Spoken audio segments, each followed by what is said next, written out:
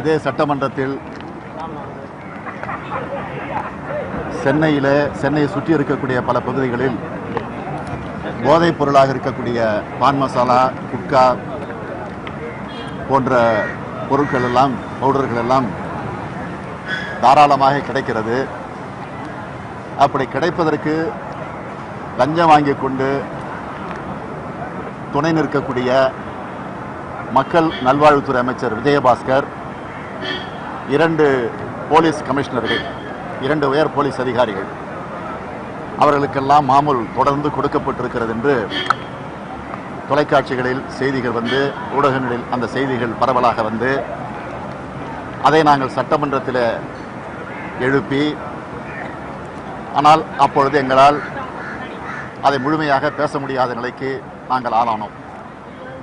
இன்று பொதுவான விவாதங்கள், பொதுவான பல துறைகளின் அடிப்படையில் சட்டமன்றம், நிதித்துறை, அதேபோல அரசு ஊழியர்கள் சம்பந்தப்பட்டிருக்கக்கூடிய பொதுவான பிரச்சனைகளை பேசுவதற்கு இன்றைக்கு ஒதுக்கப்பட்டிருக்கக்கூடிய நாள். எனவே இதை பயன்படுத்தி கொண்டு இன்று நான் சட்டமன்றத்தில் பல பிரச்சனைகளை எழுப்பியிருக்கிறேன். அதற்கு பிறகு நிறைவாக நான் பேசுகிற போது 2-3 நாட்களாக சென்னையில் பல இடங்களில் 2-3 நாட்களாக தொடர்ந்து, ஆனால் நாங்கள் 2-3 நாட்களாக ஆய்வு செய்து எந்தெந்த கடைகளில் விற்கப்படுகிறது என்று ஆய்வு செய்து, அந்த அடிப்படையில்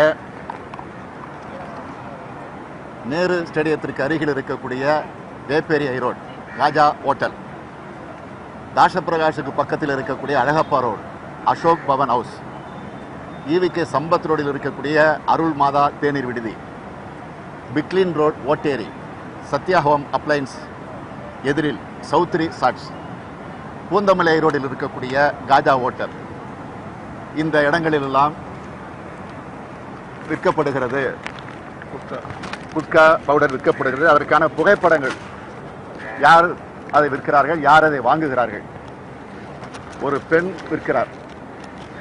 அது மட்டும் இல்லை, குழந்தைகளை, சிறு சிறு குழந்தைகளே விற்கக்கூடிய அந்த காட்சிகள் எல்லாம் இருக்கிறது. ஆக இதையெல்லாம் ஆதாரத்தை கையில் வைத்துக்கொண்டு இன்று இந்த பிரச்சனையை பேசுகிற போது சபாநாயகர் எங்களுக்கு பேச அனுமதி மறுத்து எங்களை உட்கார சொல்லிவிட்டார். ஆகவே முழுமையாக இதை எங்களால் பேச முடியல. ஆனால் சபாநாயகர் தன்னுடைய தீர்ப்பை சொல்லுகிற போது எந்தவித ஆதாரம் இல்லாமல் இதை கொண்டு வந்து நீங்கள் பேசுவது தவறு, இதை உரிமை பிரச்சனைக்கு நாங்கள் அனுப்பி வைப்போம் என்று சொல்லுகிறார். காவல்துறை அதிகாரிகளே உடனடியாக இருந்திருக்கிறார்கள்.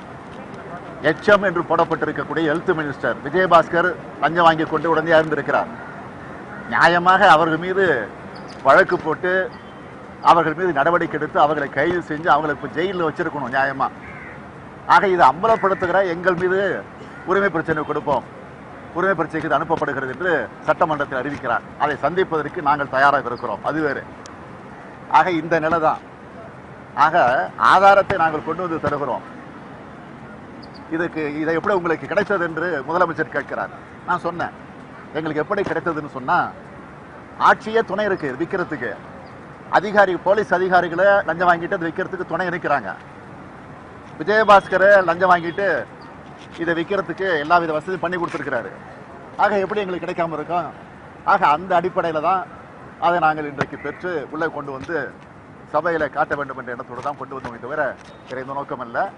எனவே நாங்கள் கொடுத்ததை வாங்கிக்கிட்டு இது எங்கே கிடைச்சிது, எப்படி உங்களுக்கு கிடைச்சதுன்னு கேட்டு அதற்குரிய நடவடிக்கையை நியாயமாக இந்த அரசு எடுத்திருக்கணும். ஆனால் அதை விட்டுட்டு எங்கள் மேலே நடவடிக்கை எடுப்போன்னு இன்னைக்கு சொல்கிறாருன்னா அது வேடிக்கையாக இருக்கு. ஆகவே எங்களை பேச விடாமல் தடுத்த காரணத்தினால அதை கண்டித்து நாங்கள் வெளிநடப்பு செய்துவிட்டு வந்திருக்கோம். ஒன்று சொல்கிறேன், ஒரு கேள்வி கேட்குறாரு முதலமைச்சரும் சட்டம் படித்த மந்திரிகளும். இது உங்களுக்கு எப்படி கிடைச்சது? தடை செய்யப்பட்ட பொருள் எப்படி கிடைச்சது? உங்க மேல நாங்கள் நடவடிக்கை எடுப்போன்றார். அதுதான் எதிர்கட்சிக்கு இருக்கிற பிரிவிலேஜ். ஒரு டாக்குமெண்ட், அரசாங்கத்தோட ஃபைல் அல்லது வேறு எப்படி கிடைச்சதுன்னு நாங்கள் சொல்லக்கூடாது. இதுக்கு 1000 உதாரணம் கொடுக்கும். கலைஞர் அவர்கள் பால் கமிஷனை கொண்டு வந்து வச்சாரு. அப்ப கேட்டாங்க எப்படி கிடைச்சதுன்னு வழக்கு போட்டாங்க. ஒரு சட்டமன்ற உறுப்பினருக்கு இது எப்படி கிடைச்சதுன்னு சொல்ல வேண்டிய அவசியம் இல்லை. சொல்றதுல உண்மை இருக்கான்னு நடவடிக்கை எடுக்கிறதா. இந்த அடிப்படை கூட தெரியாம எப்படி கிடைச்சிருக்கு, எப்படி கிடைச்சிருக்கு. அவரு முதலமைச்சர் பேசும்போது என்ன சொல்றா, தமிழகத்தில் தடை செய்யப்பட்ட பொருள் ஒண்ணு கிடைச்சா உடனடியா நீங்க காவல் நிலையத்துல புகார் கொடுத்திருக்கணும். காவல் நிலையத்தை காவல் அதிகாரிகளே திருடரா இருக்கும் போது நாங்க எப்படி காவல் இல்ல காவல் எங்களுடைய வேலை அதல்ல. இந்த மாதிரி நடக்குது சர்க்காருக்கு கொண்டு வரதா எங்க வேலை. நாங்க போலீஸ் ஸ்டேஷன் போறது எங்க வேலை இல்லை. ஆதாரத்தை சபாநாயகர் அறையில கொடுக்காம அவையில காட்டுவது முறை இல்லை அப்படின்ட்டு ஒரு விஷயத்தை சபாநாயகர் பதிவு பண்ணிருக்காரு. அவருக்கு என்ன வேலை? ஏன் தனிப்பட்ட முறையில் சபாநாயகருக்கு இது மாதிரி 1000 நடக்குதுலாம் தெரியாது அவருக்கு.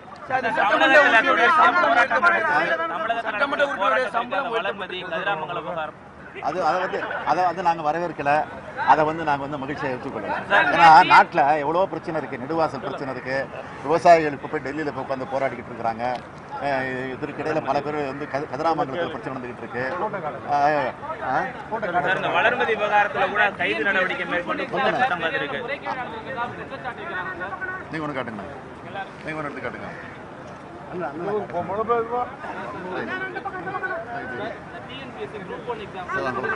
வளர்மதி மீதான குண்டர் சட்டத்தை நியாயப்படுத்தும் வகையில் முதலமைச்சர் பேசியிருக்காரு.